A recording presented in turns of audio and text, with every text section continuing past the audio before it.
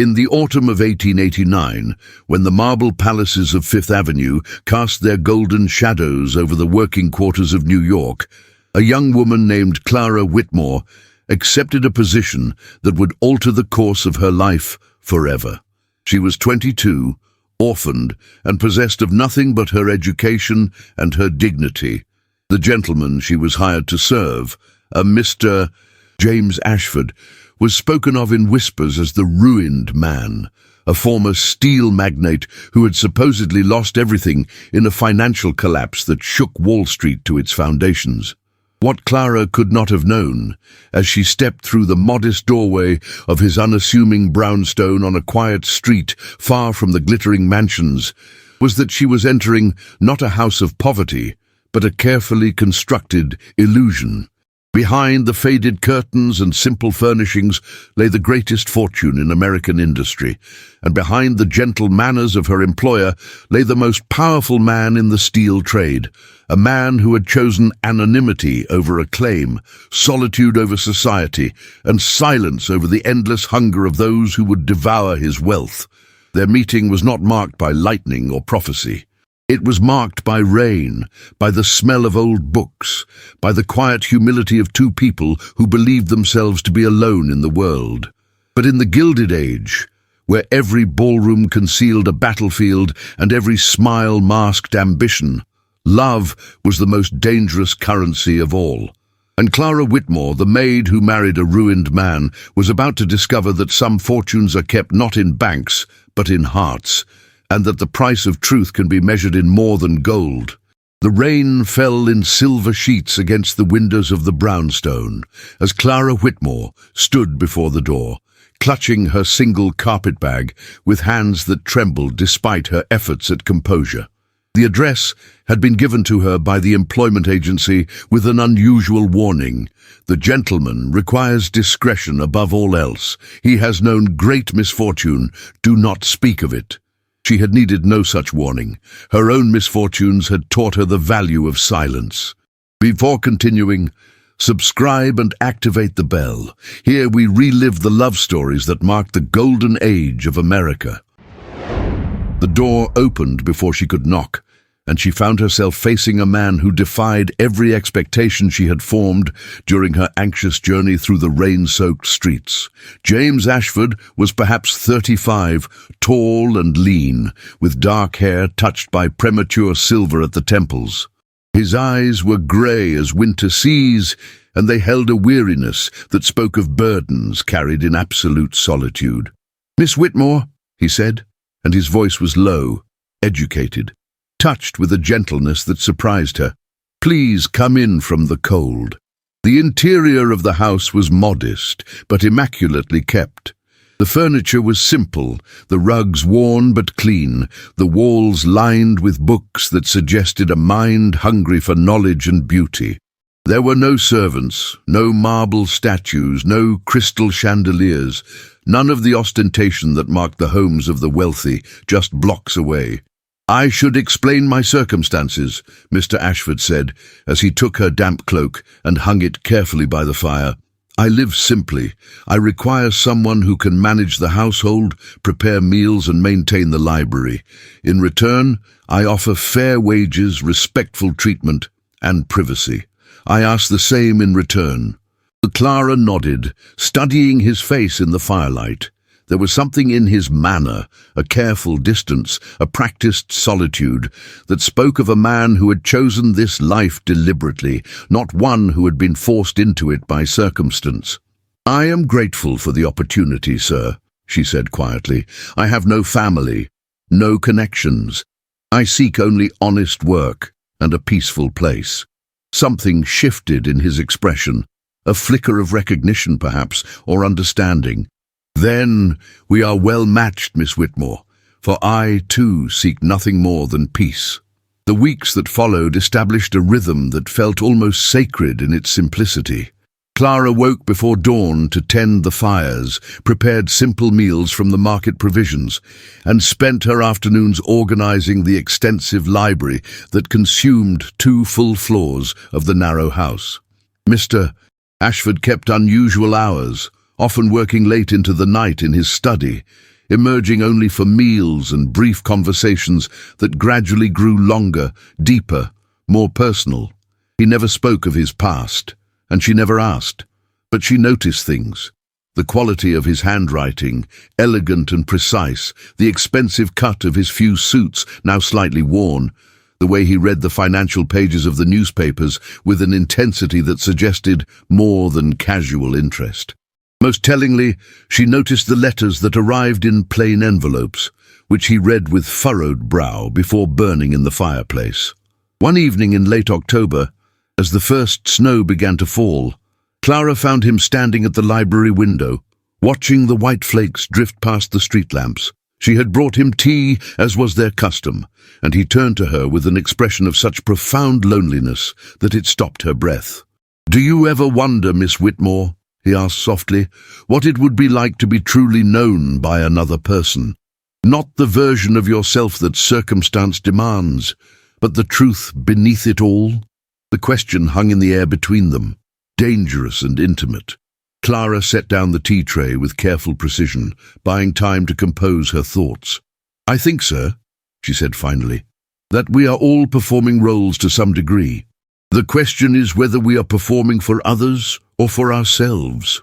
He smiled then, a genuine smile that transformed his face, erasing years of carefully maintained distance. "You are wise beyond your situation, Miss Whitmore. Tell me, what brought you to this work? You speak like an educated woman."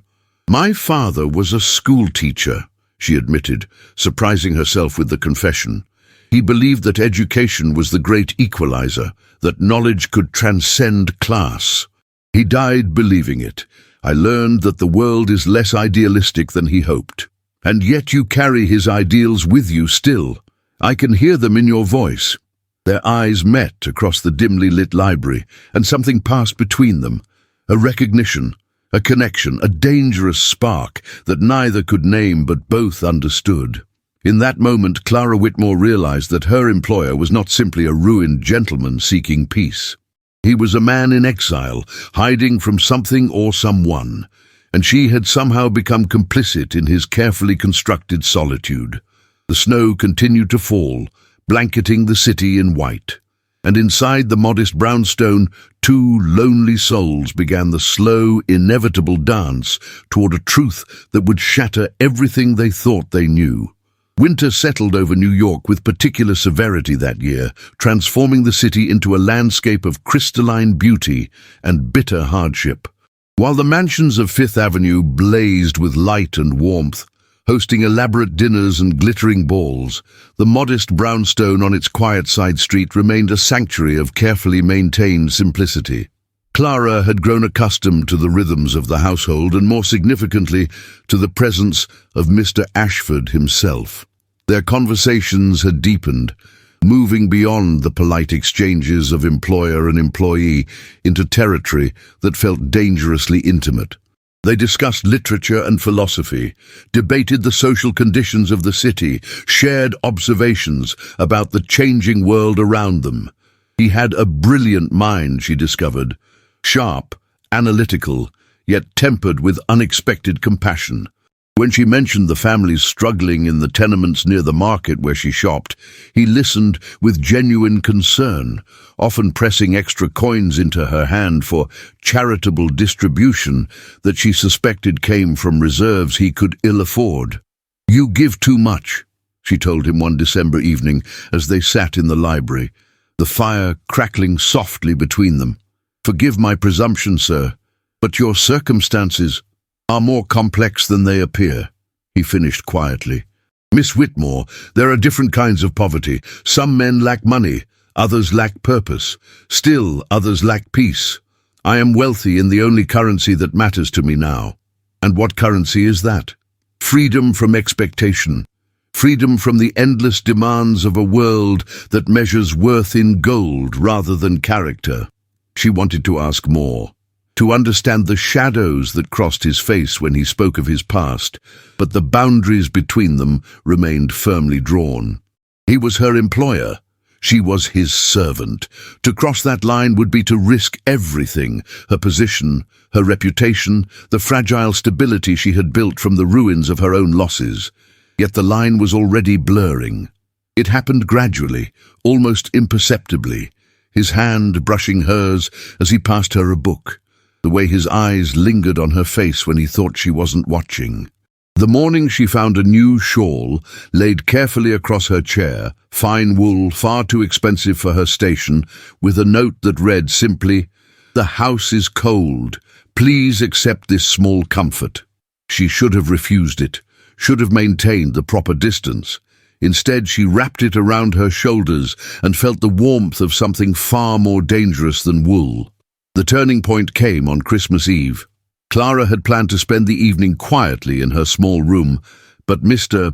Ashford appeared at her door with an unprecedented request. "Would you join me for dinner, Miss Whitmore? It seems a poor way to mark the holiday, both of us dining alone in separate rooms." Propriety screamed against it. Logic warned of consequences. But loneliness, the deep, bone-aching loneliness they both carried, proved stronger than caution. She descended to find the modest dining room transformed. Candles glowed on every surface, casting dancing shadows on the walls. A simple but elegant meal had been laid out, and beside her plate lay a small wrapped package. "Mr. Ashford, I cannot accept—" "It is not a gift," he interrupted gently. "It is a restoration. Please, open it." Inside the wrapping, she found a slim volume of poetry, the edges gilt with gold, the leather cover embossed with delicate flowers. It was beautiful, valuable, and entirely inappropriate. "This belonged to my mother," he said softly, watching her face. "She believed that beauty should be shared, not hoarded, that objects have meaning only when they connect souls. I think she would have liked you, Miss Whitmore. I think she would have recognized in you what I have come to see, a spirit that cannot be diminished by circumstance." Tears pricked Clara's eyes. "Sir, I don't understand.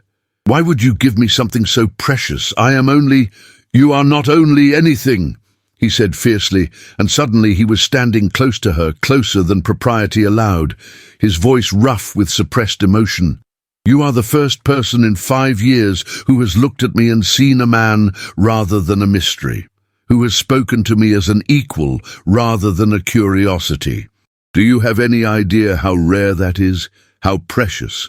The air between them crackled with tension, with possibility, with the weight of words unspoken. Clara clutched the book to her chest like a shield torn between desire and duty.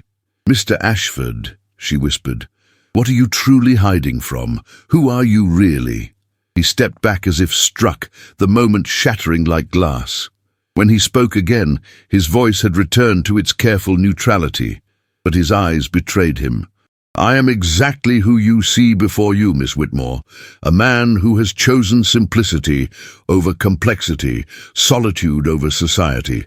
Nothing more." But they both knew it was a lie.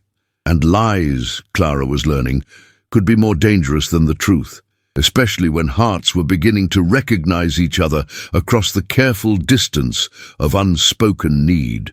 Outside, church bells rang across the snow-covered city, marking the birth of hope in a world that often seemed to have none. The new year arrived with a thaw, both literal and metaphorical. The snows melted into slush-filled streets, and the careful walls between Clara and Mr. Ashford continued their slow, inexorable crumbling. They had not spoken again of Christmas Eve, but something fundamental had shifted, a recognition that what existed between them could no longer be contained by the conventional boundaries of their stations. Clara found herself watching him with new eyes, noticing details she had previously overlooked or dismissed. The way he moved with unconscious authority despite his modest circumstances, the casual references to business matters that suggested expertise rather than mere interest. Most tellingly, the visitors who occasionally came late at night, well-dressed men who entered through the back entrance and left hours later, their faces troubled. She never mentioned these nocturnal meetings, and Mr. B. Ashford never explained them, but she began to suspect that the ruined man narrative was exactly that, a narrative, carefully crafted and deliberately maintained. One grey February afternoon, while organizing a shipment of new books that had arrived, another oddity, how did a ruined man afford such luxuries? Clara discovered a letter that had slipped between the volumes. The envelope was thick, expensive, embossed with the seal of one of New York's most prestigious banks. Inside, in formal script, was a statement of account that made her hands shake. The figures were staggering. Investments in steel, railroads, shipping, each worth more than most families would see in 10 lifetimes. And at the bottom, a name she recognized from the society pages, James Ashford, president of the Consolidated Steel Corporation. She stood frozen in the library, the letter trembling in her grip, as the carefully constructed world she had been living in revealed itself to be an elaborate fiction. The ruined man was not ruined at all. He was one of the richest men in America, hiding in plain sight, living a lie that she had been unknowingly protecting. "You found it." His voice came from the doorway, flat and resigned. Clara turned to face him, anger and confusion warring in her chest. "Who are you?" she demanded, her voice shaking.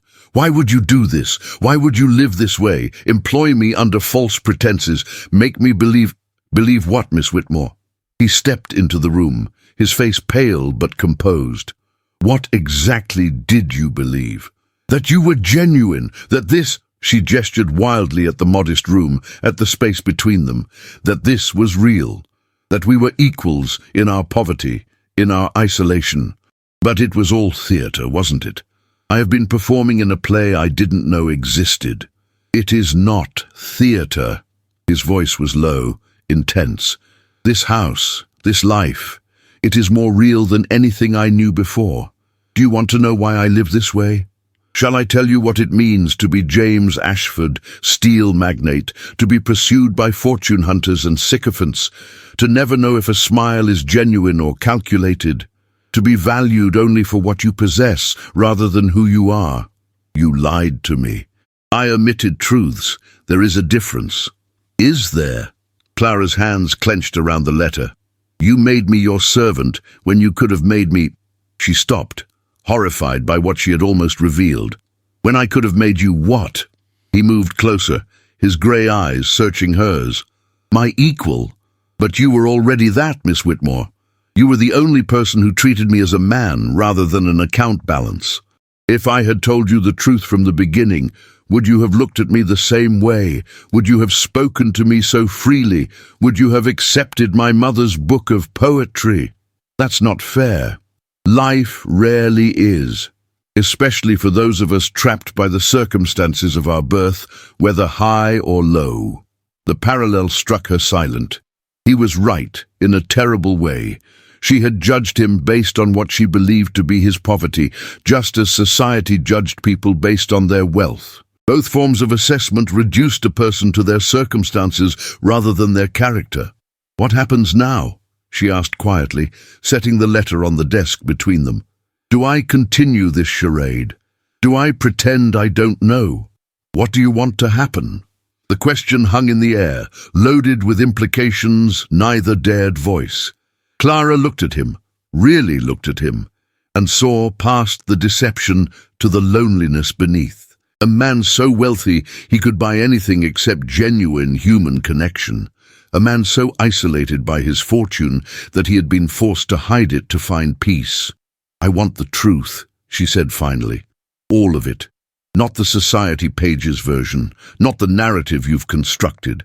I want to know who James Ashford really is." He studied her for a long moment, and something in his expression softened. A surrender, perhaps, or a relief. "Then sit down, Miss Whitmore, and I will tell you everything. Tell us in the comments where you listened to us from, and what was the moment that moved you the most in this story." They sat across from each other in the library as dusk gathered outside the windows, transforming the familiar room into a confessional space where secrets could finally be spoken. "Mr. Ashford, James, as he insisted she now call him, poured them each a measure of brandy, an intimacy that would have been scandalous before, but now seemed merely appropriate. "I was born into money," he began, his voice steady but distant, as if recounting someone else's story. "My father built the steel business from nothing, and I inherited his empire when I was 25. Too young, too ambitious, too certain I could improve upon his legacy. I expanded aggressively, modernized the mills, treated workers better than industry standard. I believed I could prove that capitalism and conscience were not incompatible." Clara listened silently, watching emotions play across his face in the dimming light. "For a time, it worked. The business grew. I became wealthy beyond imagination, and with that wealth came everything I had not anticipated. The constant pursuit of social climbers, the manipulations, the false friendships, the women who saw only dollar signs when they looked at me. My own cousin tried to orchestrate my marriage to his daughter. A woman I had trusted as a friend attempted to trap me with scandal. Every gesture was calculated, every smile was currency. Is that why you withdrew from society? In part, but the true catalyst was my father's death and what I discovered afterward. He had kept extensive journals, and in them he detailed his own struggles with the burden of wealth. He wrote about the loneliness, the corruption, the way money poisoned every relationship. His final entry, written the day before his heart failed, said simply, "I have built an empire and found myself emperor of nothing that matters." James paused, taking a slow sip of brandy. The firelight caught the planes of his face, emphasizing the lines of fatigue and disillusionment. I realized I was following his exact path. I was becoming a man defined entirely by his fortune rather than his character, so I made a radical decision. I removed myself from society entirely, placed trusted managers in charge of daily operations, and began living as if I had lost everything. I wanted to know if I could be valued for something other than my bank account. I wanted to prove I was more than my father's legacy. "And you kept the business running?" "Through intermediaries and carefully structured arrangements. I still made the major decisions, still guided strategy, but anonymously. The world believes James Ashford retired to Europe for his health. Only a handful of people know I remained in New York, living as I do." Clara processed this information, trying to reconcile the man before her with the society figure he described. "How long have you lived this way?" 5 years. 5 years of freedom from expectation, from performance, from the exhausting theatre of wealth. It was lonely, yes, but it was honest loneliness, rather than the profound isolation of being surrounded by people who see you only as a resource to be exploited. Until I arrived. Until you arrived. His eyes met hers with devastating directness, and gave me something I had not experienced since childhood, genuine companionship. You treated me with respect because of my behavior, not my bank balance. You challenged me intellectually, shared your thoughts freely, looked at me and saw a man worth knowing rather than a fortune worth pursuing. Clara felt her heart hammering against her ribs, the intimacy of his confession, the vulnerability in his voice. It was more seductive than any declaration of love could have been. "But what about the future?" she asked quietly. "You cannot live in hiding forever. Eventually, decisions must be made. The business will require your public presence." "And she faltered, unwilling to voice the impossibility of their situation. "And you deserve better than to be the secret companion of a man playing at poverty," he finished softly. "I know. That is the cruelty of this situation, Miss Whitmore. I have found in you exactly what I sought, genuine connection, uncontaminated by wealth. But I can offer you nothing without destroying the very dynamic that makes it precious. You could tell society the truth, explain your absence, resume your position, and subject you to scrutiny, gossip, accusations. The moment society discovers you have been living in my house, unchaperoned, your reputation will be destroyed. It does not matter that our relationship has been entirely proper. The world will not believe it, and I will not sacrifice you to satisfy their prurient speculation." Clara stood abruptly, moving to the window to hide the tears threatening to overflow. Outside, the city lights were beginning to glow, each one representing a life, a story, a struggle invisible to casual observation. "Then we are trapped," she said, her voice barely audible. "You by your wealth, I by my lack of it. The very thing that brought us together keeps us apart." She heard him rise, felt his presence behind her, close but not touching, maintaining that careful distance that had become both protection and torment. "Perhaps," he said quietly, "there is a third option, one I have not yet considered because I was too cowardly to imagine it." Clara turned to face him, hope and fear warring in her chest. What option? But before he could answer, a sharp knock sounded at the front door, insistent, urgent, shattering the fragile moment. James's face went pale, and Clara understood immediately. Someone from his other life had found him.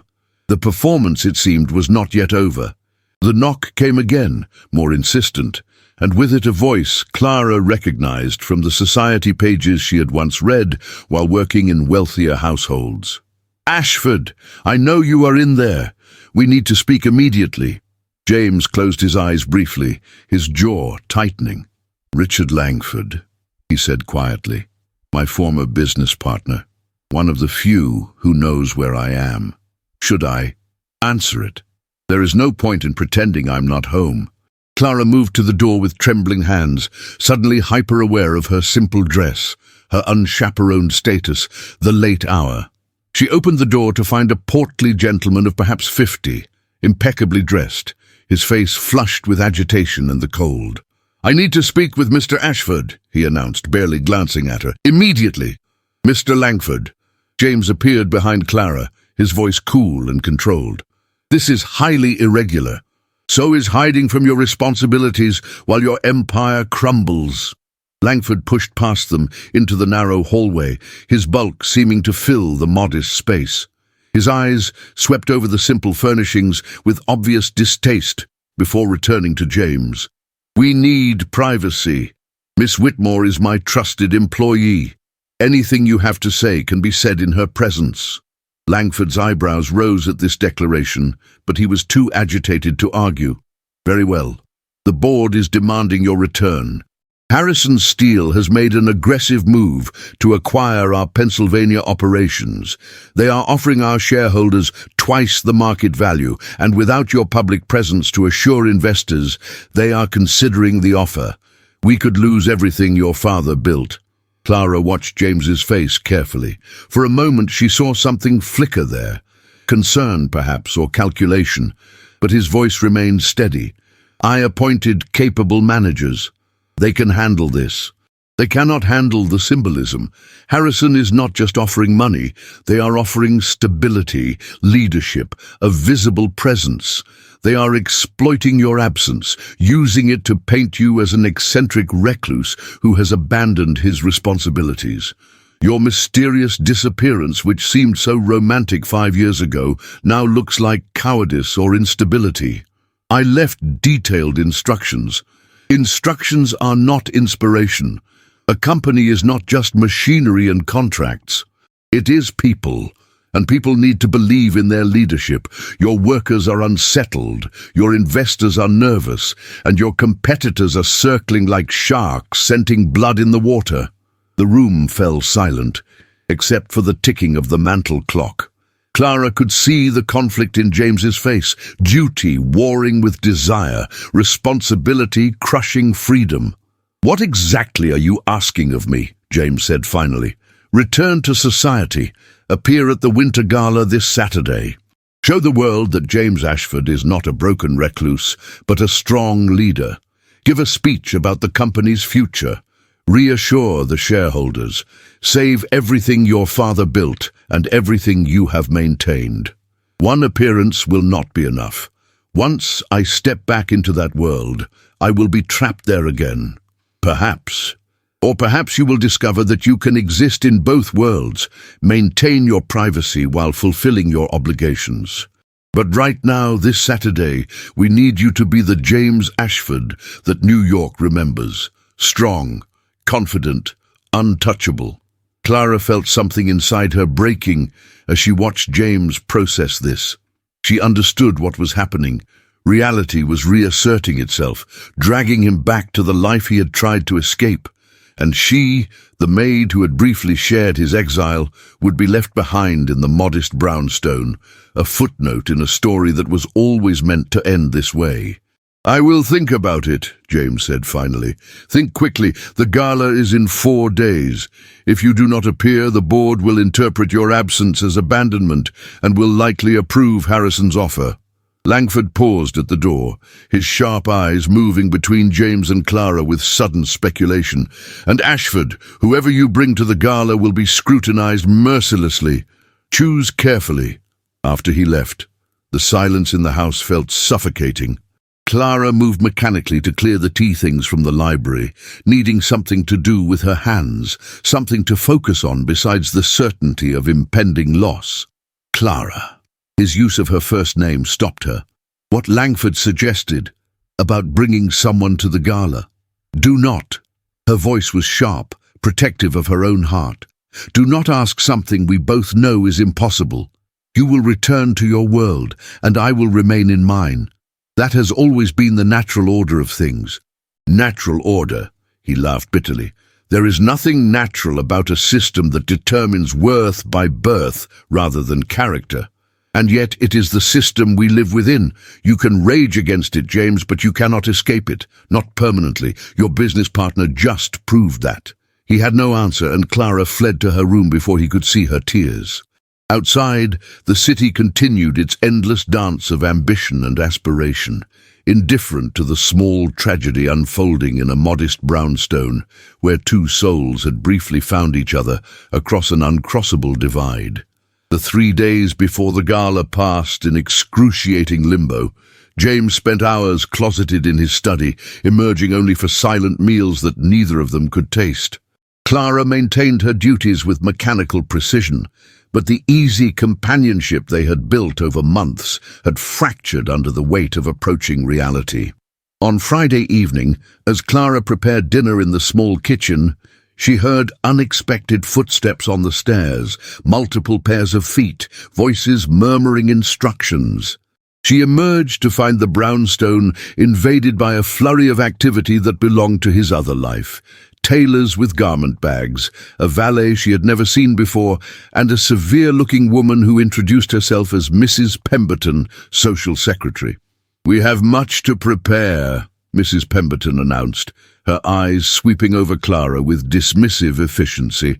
"The carriage will arrive tomorrow at 7. Your formal wear is being pressed. I have prepared appropriate remarks for your speech." "Thank you, Mrs. Pemberton," James interrupted quietly. "That will be all for now." "But, sir, we have not discussed—" "I said that will be all." The woman departed with obvious displeasure, taking her entourage with her, and suddenly the house felt even smaller, contaminated by the intrusion of his public persona. Clara returned to the kitchen without a word, but James followed her, something desperate in his movements. "I have not agreed to abandon this life," he said. "Have you not?" She continued chopping vegetables with more force than necessary. "Your world has already reclaimed you. This," she gestured around the modest kitchen, "was only ever a temporary refuge. We both knew that. Did we? Or did we allow ourselves to hope for something different?" The knife stilled in her hand. "Hope is a luxury for people who have choices, James. I have none. I am grateful for the months I have had here, for the dignity you showed me, for the companionship we shared. But I am also realistic. Tomorrow you will return to ballrooms and boardrooms, and I will return to seeking employment elsewhere. You are dismissing yourself? I am releasing you from an impossible situation." She finally turned to face him, her eyes bright with unshed tears. "Do you think I have not understood what these months have cost you? The restraint, the careful distance, the constant negotiation between what is proper and what is desired. I have felt it too. Every conversation, every moment has been weighted with things we cannot say, cannot acknowledge, cannot pursue. And if I refuse to accept that limitation, then you are being cruel to both of us. There is no scenario where this ends well. If you keep me here while resuming your public life, my reputation will be destroyed by scandal. If you make some grand gesture, marry the maid like a character in a novel, you will be ridiculed, your business judgment questioned, your authority undermined, and her voice broke, I will spend every day knowing that I cost you your legacy, your position, everything your father built. My father built an empire that made him profoundly lonely. Perhaps that is not a legacy worth preserving. Perhaps not. But it is not only your decision to make. Thousands of workers depend on your steel mills for their livelihoods. Investors have trusted you with their capital. You have responsibilities that transcend personal desire. James moved closer, his face anguished. And what of my responsibility to live authentically, to pursue happiness rather than merely maintaining appearances? Happiness, Clara said softly, is another luxury. Most of us settle for dignity and purpose. You have both. Do not throw them away for a fantasy that society will never allow to exist. You speak as if our feelings are fantastical rather than real. Our feelings are real. But feelings do not change the fundamental structure of the world we inhabit. You are James Ashford, steel magnate. I am Clara Whitmore, orphaned maid. That distance cannot be bridged without destroying one or both of us. The kitchen had grown dark around them, lit only by a single lamp that cast long shadows across the worn table. Outside, the city prepared for another evening of performances and pretenses, each person playing their assigned role in the great social theatre. Then what do you want me to do? James asked quietly. Attend the gala, save the business, and return to a life of gilded isolation. Pretend these months never happened. Forget that for the first time in my adult life I felt seen rather than merely observed. I want you to be happy, Clara whispered. Even if that happiness is not with me, even if it means I must watch from a distance as you take your place in a world I can never enter. Your happiness, James, is the only gift I can give you, the gift of releasing you from obligation to me. Before he could respond, she fled the kitchen, climbing the stairs to her small room where she could finally let the tears fall. Below, she heard him moving through the empty rooms, heard the frustration in his footsteps, heard the sound of a man trapped between duty and desire with no clear path forward. Tomorrow he would attend the gala. Tomorrow he would reclaim his identity. And tomorrow she would begin the painful process of forgetting the months when she had been more than a maid, when she had been a companion to a man who had briefly stepped out of his gilded cage to discover what freedom felt like. If this romance touched your heart, leave your like. In this way we help these forgotten souls to live again. Clara did not sleep that night. She lay in her narrow bed, listening to the sounds of the house, the creaking floorboards as James paced his study, the distant rumble of carriages on nearby streets, the lonely whistle of a late train heading north. Each sound seemed to underscore the impossibility of their situation, the vast gulf between desire and reality. When dawn finally broke grey and cold over the city, she rose and dressed with deliberate care, choosing her most modest grey dress, pinning her hair with precise severity. If today was to be an ending, she would face it with dignity, intact. She found James already awake in the library, still wearing yesterday's clothes, surrounded by papers covered with scratched-out calculations and fragmentary notes. He looked up as she entered, and the devastation in his face nearly broke her resolve. "I have been trying to find a solution," he said hoarsely. "Some way to maintain both lives, the responsibilities I cannot abandon, and the life I have built here with you. But every scenario leads to scandal, speculation, or sacrifice. Some equations have no satisfactory solutions," Clara said gently. That does not make them failures. It simply means the variables were incompatible from the beginning. You speak of us as if we are a mathematical problem to be solved or abandoned. Are we not? You are X, I am Y. And no matter how we rearrange the terms, the result is impossibility. He stood abruptly, crossing to where she stood frozen in the doorway. And if I choose to reject the equation entirely, if I refuse to participate in a system that reduces human connection to calculations of propriety and profit, then you will lose everything your father built, and I will have to live knowing I inspired that destruction. Perhaps some things deserve to be destroyed.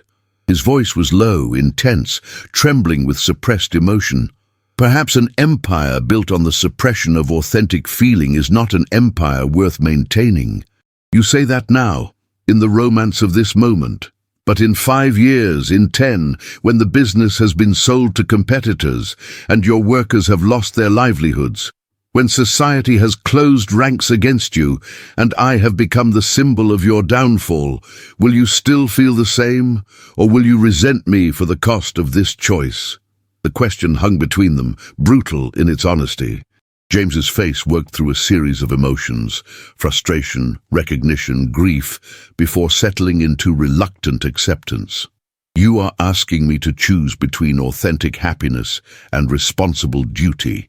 I am asking you to choose yourself. Not the version of yourself that wants to escape, but the complete version. The man who feels deeply and also understands consequences. The man who can hold complexity rather than fleeing into simplicity. A knock at the door interrupted them. Mrs. Pemberton arriving with final preparations for the evening.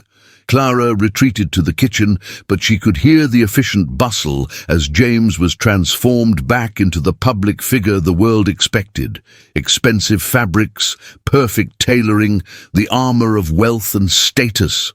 When he finally emerged in the late afternoon, she barely recognized him.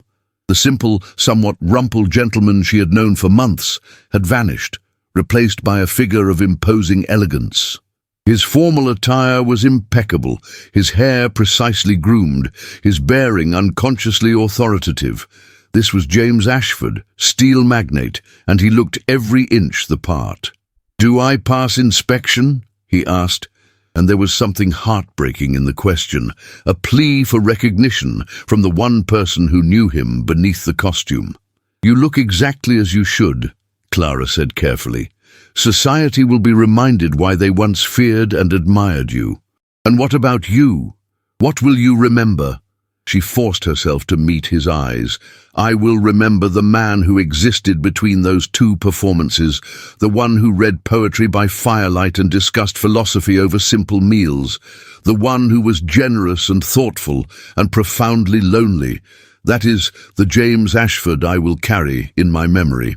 The carriage arrived at precisely 7 o'clock, as elegant and imposing as everything else in his public life. James paused at the door, looking back at the modest brownstone that had been his refuge. "Will you be here when I return?" he asked quietly. Clara had already made her decision, though it tore at her heart. "I think it is better if I am not. I will leave my notice on your desk, along with information about forwarding my final wages. I will have departed by the time you return." "Clara, please do not make this harder than it already is. Go to your gala. Save your business. Resume the life you were meant to live.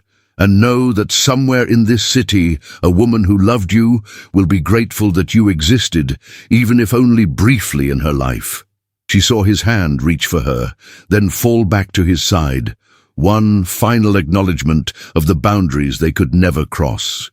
Then he turned and descended to the waiting carriage, and she watched from the window as it pulled away into the gathering dusk, carrying him back to ballrooms and boardrooms and the glittering prison of his inheritance. Only when the carriage had disappeared around the corner did Clara allow herself to sink into a chair, trembling with the effort of maintaining composure. She had perhaps 3 hours before he would return.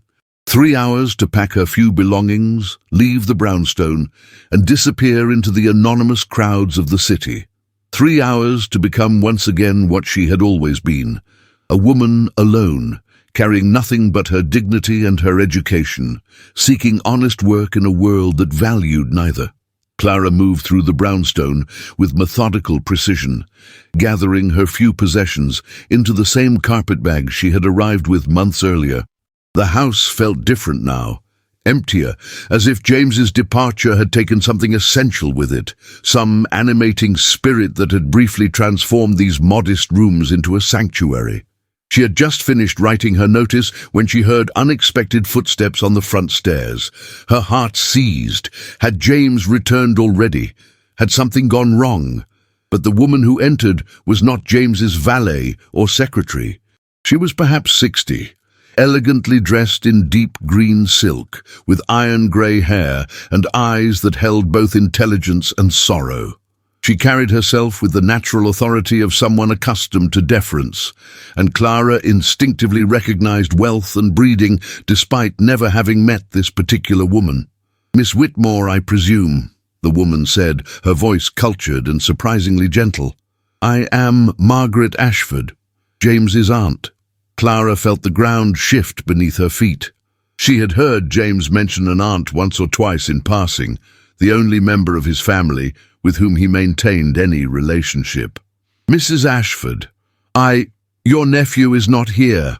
He has gone to the winter gala. I know precisely where my nephew is. I have come to speak with you." The words sent a chill through Clara. Had James confided in his aunt? Was this woman here to dismiss her, to ensure she caused no scandal? "Please," Margaret continued, "may we sit? I have something important to discuss, and I am too old to conduct delicate conversations while standing." They sat in the library, the same space where Clara and James had shared so many evenings. Margaret's eyes swept over the room, taking in the worn furniture and extensive bookshelves with an expression Clara could not quite interpret. "My nephew thinks I do not know about his arrangement here," Margaret began. "He believes I accepted his story about retiring to Europe for his health. But I am not a fool, Miss Whitmore. I have known for 3 years that he was living in this house, hiding from the demands of his position and the predations of society. Then I know that he has been desperately lonely. I know that wealth isolated him in ways that poverty never could. And I know," her eyes softened, "that something changed approximately 8 months ago. He began writing to me again, brief letters, but with a lightness I had not heard in years. He mentioned a new housekeeper who appreciated poetry and challenged his assumptions. He sounded, for the first time since his father's death, almost happy." Clara's throat tightened. "Mrs. Ashford, I assure you, nothing improper.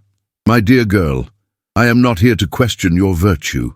I am here because I understand what my nephew does not, that love across class boundaries is possible, but requires either tremendous courage or tremendous sacrifice. Often both. I do not understand what you are asking of me." Margaret reached into her reticule and withdrew an envelope, placing it carefully on the table between them. "Inside this envelope is a letter of reference from me, attesting to your excellent character and education. Also included is the deed to a small but respectable house in Boston, left to me by my late husband. And finally, a bank draft sufficient to support a modest lifestyle for several years." Clara stared at the envelope as if it were a snake.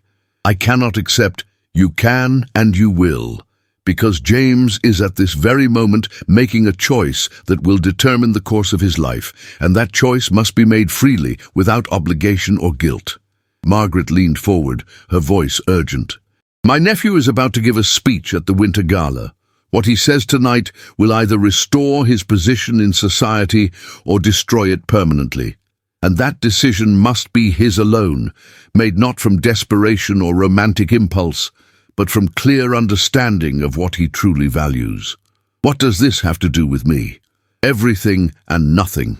If you disappear into poverty, he will feel responsible. He will make choices based on guilt rather than genuine desire. But if you are provided for, if you have independence, options, dignity, then whatever choice he makes will be authentic rather than reactive. Clara's hands trembled as she processed this.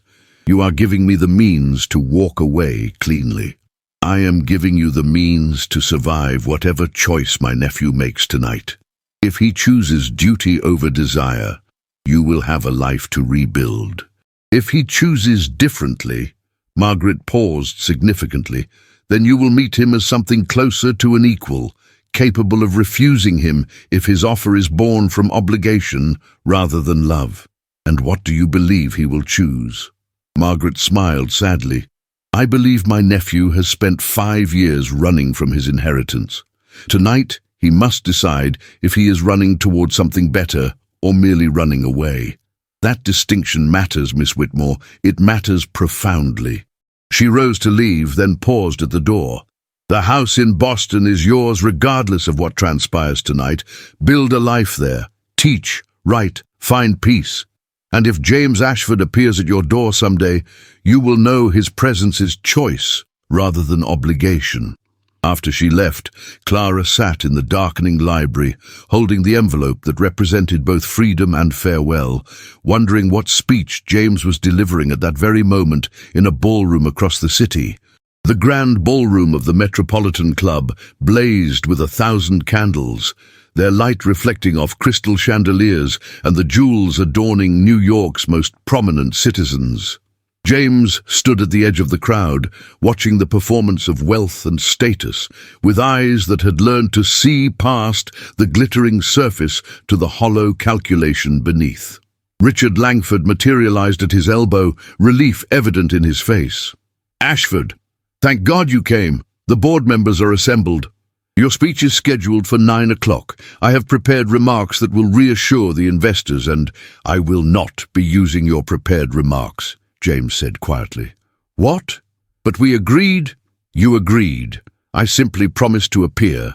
James accepted a glass of champagne from a passing waiter, studying the golden liquid with detached interest. Tell me, Richard, what do you think this business is actually worth? What kind of question? Humor me. In actual value, not market speculation. What is the true worth of Consolidated Steel? Langford named a figure that would have seemed astronomical to most people, but was, James knew, a conservative estimate. And what do you think my happiness is worth? James continued. My authenticity, my peace of mind, can those be calculated in similar terms? This is hardly the time for philosophical. On the contrary, this is precisely the time. James set down his untouched champagne. I have spent 5 years trying to answer my father's final question, whether an empire built on isolation and performance was worth preserving. Tonight, I finally have my answer. He moved toward the raised platform where a podium had been prepared, aware of the ripple of attention his appearance created. Whispers followed him. Is that truly James Ashford? I heard he had gone mad. Someone said he was living in poverty. He looks exactly as he did before his disappearance. James reached the podium and looked out over the assembled crowd. Investors, competitors, society matrons, fortune hunters, sycophants and predators, all dressed in their finest costumes, all playing their assigned roles in the great social performance.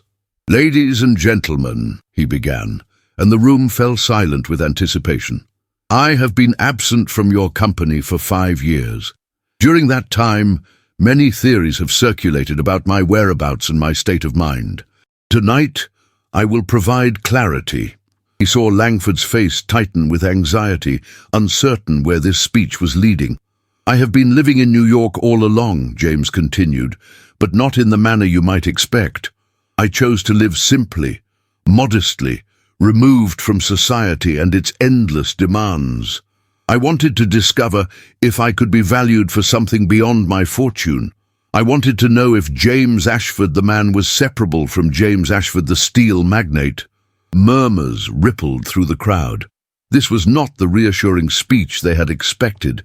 During my absence, capable managers maintained the business according to principles I established. Fair wages, safe conditions, honest dealings. The business has prospered not because of my daily presence, but because sound principles create stable foundations. Which leads me to tonight's decision. James paused, and in that pause he saw Clara's face in his mind. Her dignity, her intelligence, her refusal to accept easy answers or convenient compromises. He thought of the woman who had challenged him to be authentic, while also understanding consequences. The woman who had loved him enough to set him free. Harrison Steele has made an offer to acquire our Pennsylvania operations. The board has expressed concern about my absence and whether I can provide the leadership necessary to compete. They are correct to be concerned. Leadership requires presence, commitment, and clarity of purpose, all of which I am prepared to provide, but on my own terms. He could see confusion rippling through the audience now, uncertainty about where this declaration was leading. I am refusing Harrison's offer. More than that, I am restructuring the entire company. Effective immediately, I am establishing a worker ownership program that will distribute 20% of company shares to our mill employees over the next 5 years. I am creating an employee council with genuine voting power on safety and wage decisions, and I am committing to maintain these practices regardless of profit fluctuations. The room erupted in shocked murmurs. This was radical, unprecedented, potentially disastrous from an investor perspective. Furthermore, James continued, his voice cutting through the noise, I will be dividing my time between active management and continued private life. I will not be attending society functions, courting investors at dinner parties, or performing the social theatre that this class demands. I will manage the business based on sound principles and measurable results, not on my ability to charm potential stockholders at galas. Richard Langford's face had gone pale. Several board members were already moving toward the exits, presumably to sell their shares before morning. Those of you who find these terms unacceptable are welcome to divest your holdings. I will personally buy back shares at current market value. Those who remain will be investing not in James Ashford, the social performer, but in a business model that proves capitalism and conscience can coexist. My father built this empire believing that wealth required isolation. I intend to prove him wrong. James stepped down from the podium into chaos. Investors crowded around him with questions, criticisms, demands. Society matrons looked scandalized. Competitors smirked, already calculating how to exploit this perceived weakness. But through it all, James felt something he had not experienced in years. Absolute certainty. He had not chosen duty over desire or desire over duty. He had chosen a third path. Integration. He would be both businessman and private citizen, both responsible leader and authentic human being. The question was whether Clara would still be there when he returned home to tell her. He pushed through the crowd, ignoring the calls for clarification, the demands for private meetings, the attempts to corner him for negotiation. Let them talk. Let them speculate. He had spent 5 years caring too much about perception. Tonight, he cared only about truth. The carriage ride back to the brownstone felt interminable. James stared out at the gaslit streets, watching the city flow past, the mansions giving way to modest row houses, wealth fading into working-class dignity. He had lived in both worlds now. He knew their currencies, their costs, their different forms of poverty and richness. When the carriage finally stopped before the familiar brownstone, James leaped out before it had fully halted. The house was dark except for a single lamp burning in the library window. Her lamp, the one she always lit when reading late into the evening. Hope surged in his chest as he bounded up the steps, fumbling with his key. She had waited. Despite everything, despite her own insistence on leaving, she had waited to hear what choice he would make. But the house was empty. The lamp burned in the library. Yes, but Clara was not there. Her room upstairs showed signs of hasty packing, drawers left partially open, a forgotten hairpin on the dresser. On his desk lay a folded letter in her precise handwriting, along with something else that made his breath catch. The book of poetry he had given her at Christmas returned. His hands shook as he unfolded the letter. "Dearest James, by the time you read this, I will have departed for Boston, where your aunt, a woman of extraordinary insight and generosity, has provided me with means to begin a new life.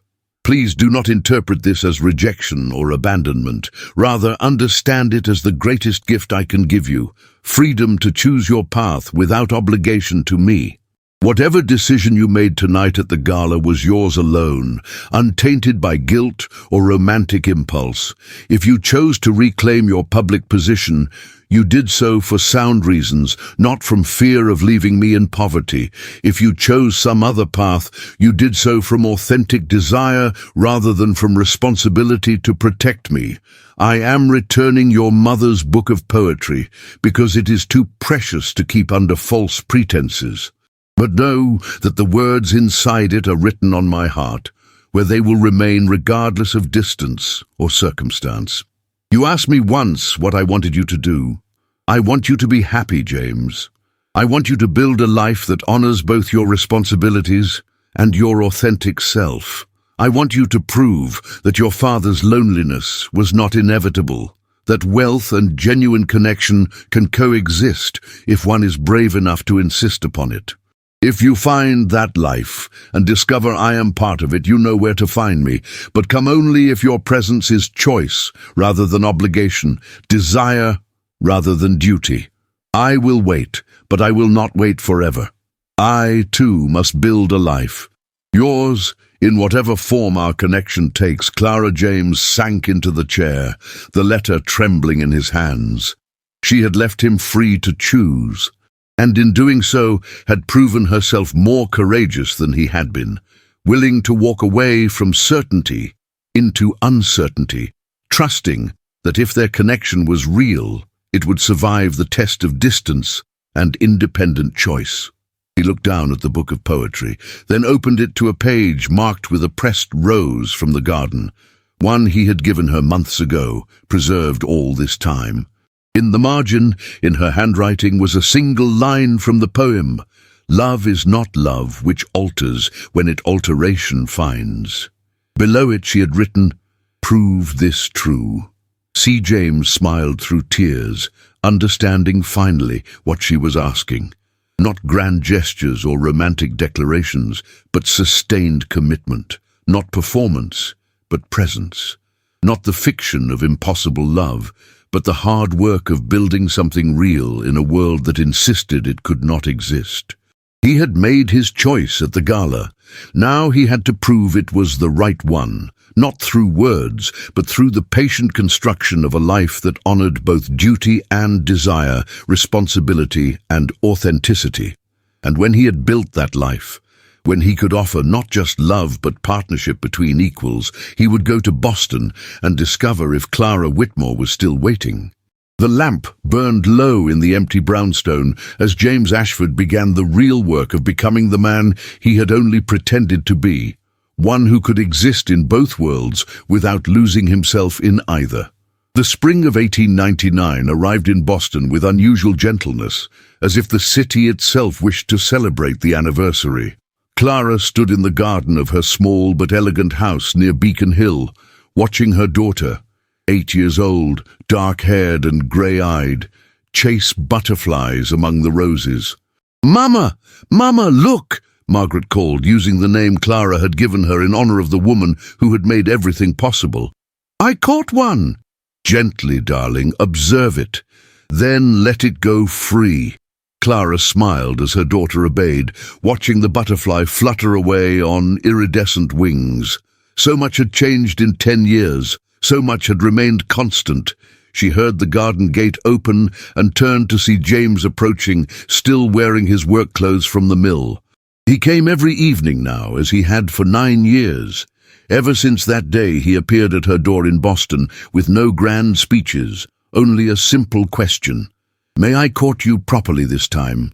The courtship had lasted a full year, scandalously long by society standards, but they had not been courting for society. They had been building something real: partnership, understanding, mutual respect between two people who had learned that love required more than feeling. It required choice, sustained and renewed daily. Their marriage had caused exactly the scandal Clara had predicted. Society pages had been vicious, investors had fled, competitors had attempted hostile takeovers. But James had been right about one thing: sound principles created stable foundations. The worker ownership program had generated fierce loyalty. The employee councils had improved safety and productivity. Consolidated Steel had not just survived his unconventional marriage, it had thrived because of the authenticity that marriage represented. "How was the mill today?" Clara asked as James wrapped his arms around her from behind, both of them watching their daughter play. "Productive. The new furnaces are exceeding projections, but more importantly, the men are talking about sending their daughters to school. Education is becoming aspiration rather than luxury. Your father would have been proud." Clara leaned back against him, feeling the solid warmth of his presence, a presence that was no longer divided between worlds but integrated whole. James spent 3 days each week in New York managing the business, 4 days in Boston with his family. It was not perfect, but it was real. "I received a letter from Richard Langford," James continued. "He wants to retire and is asking if we would consider buying his shares. Apparently, our radical social experiment has generated better returns than his conservative investments." He sounded rather annoyed about it. Clara laughed. "Will you buy them? Perhaps. Or perhaps I will offer them to the employees at a favorable rate. Wealth is more interesting when it is shared, I have discovered. More dangerous, certainly, but more interesting." Margaret ran to them then, breathless and glowing. "Papa, will you tell me the story again, about how you and Mama met?" James lifted his daughter into his arms, catching Clara's eye over the child's dark head. "Which version would you like? The romantic one or the true one?" "The true one is romantic," Margaret insisted with the absolute certainty of childhood. "You are right," James agreed softly, his eyes still on Clara. "The true one is the most romantic of all." As the sun set over Boston, painting the garden in shades of gold and amber, James told their daughter the story of how a maid and a steel magnate had met in a modest brownstone and discovered that the most radical act in a world obsessed with performance was simply being genuine. How they had chosen truth over convenience, integration over separation, sustained commitment over romantic gesture. It was not a fairy tale. Fairy tales ended with weddings and implied effortless happiness. Their story continued through difficult negotiations, social ostracism, business challenges, and the daily work of building something that society insisted could not exist. But it was real. And in the end, Clara thought, watching her husband and daughter together in the fading light, reality was more precious than any fantasy could be. The roses bloomed around them, red and white and gold, and somewhere in the distance, church bells marked the evening hour. In drawing rooms across the city, society prepared for another night of performance and pretense. But here, in this modest garden, 3 people who had chosen authenticity over appearance celebrated the quiet miracle of love that had been tested, challenged, and renewed every day for 10 years. The butterfly Margaret had released returned, landing on a rose near where they stood, a small, perfect symbol of freedom and return, of things that survive precisely because they are allowed to fly away. James set Margaret down to chase after it again, then took Clara's hand, lifting it to his lips in a gesture that had lost none of its significance, despite years of repetition. "No regrets?" he asked softly, as he did every year on this date, their anniversary not of marriage, but of that first meeting in the rain. "None," Clara answered, as she always did. "You? Only that I did not find you sooner. We found each other exactly when we needed to. Not when it was easy, but when it was true." In the gathering dusk, as lamps began to glow in windows across the city, A family that should not have existed according to society's rigid calculations sat together in a garden, proving that some equations could be solved with variables the world had never considered. Courage, patience, and the radical belief that human connection mattered more than social performance. The Gilded Age would pass into history, its mansions would crumble, its fortunes would shift. But this moment, this choice renewed daily between two people who had built something real from the ruins of pretense, this would endure. Love, after all, was the only fortune that appreciated with time. In the golden halls of America's grandest era, where diamonds glittered brighter than dreams and mansions rose like monuments to ambition, two souls discovered that the rarest treasure was not found in bank vaults or society pages. It was found in the quiet courage to choose authenticity over appearance, sustained commitment over romantic gesture, and integration over the easier path of performance. James and Clara's story reminds us that class boundaries, while real and consequential, are not insurmountable. What makes them crossable is not grand gestures or fairy tale romance, but the patient, daily work of building genuine partnership between equals. Their love survived not because it was easy, but because both were willing to sacrifice convenience for truth, comfort for growth, and society's approval for their own integrity. The Gilded Age taught us that wealth could build empires but not happiness, that gold could purchase luxury but not connection, that performance could maintain appearances but not peace. James and Clara learned what every generation must rediscover, that the most valuable currency is not money, but authenticity, not power, but presence, not status, but the courage to be genuinely seen. Their daughter Margaret would grow up in a world slowly beginning to question the rigid hierarchies that had seemed eternal. The worker ownership program her father established would inspire similar experiments across American industry. The marriage between the Maid and the magnate would become in time not a scandal, but a symbol, proof that love, when built on mutual respect and sustained choice, could bridge even the most carefully constructed social divides. What moment of this story touched your heart most deeply? Was it Clara's courage in walking away to free James from obligation, his decision to restructure his entire business based on principle rather than profit? The quiet domesticity of their garden 10 years later, proving that love survives not in grand gestures, but in daily renewal. Tell us in the comments, which scene will you carry with you? And if this story of impossible love made possible through courage resonated with your own. Heart, share one word to let us know you stayed until the end. Write authentic in the comments below. For in a world that still measures worth by appearances, by wealth, by status, that word carries revolutionary power. To be authentic is to choose truth over performance, presence over pretense, real connection over comfortable isolation. James and Clara chose authenticity. They paid the price society demands for such choices.